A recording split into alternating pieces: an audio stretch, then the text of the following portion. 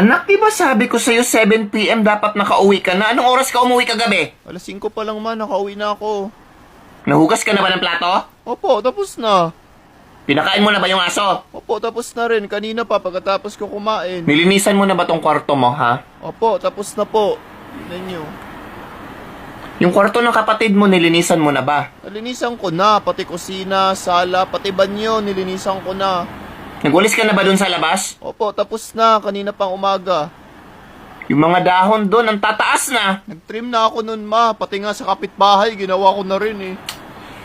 Ito. Kala mo makakalusot ka sa akin, ha? Patingin ang grade mo. Grades, ito talaga. Ito yung hinihintay ko eh. Ito ma oh, 90 plus ako lahat. Tingnan mo, valedictorian ako sa graduation namin. Very good. Yan naman kasi dapat yung gawin mo eh. Dapat mag-aral ka naman talaga eh. Nag-aaral naman ako ng mabuti Oh, ma. ba't sasagot-sagot ka sa akin? 1/4 ma'am. Ha? Ba't kayo ka na magsagot ngayon, ha? Sus, kaka-cellphone mo talaga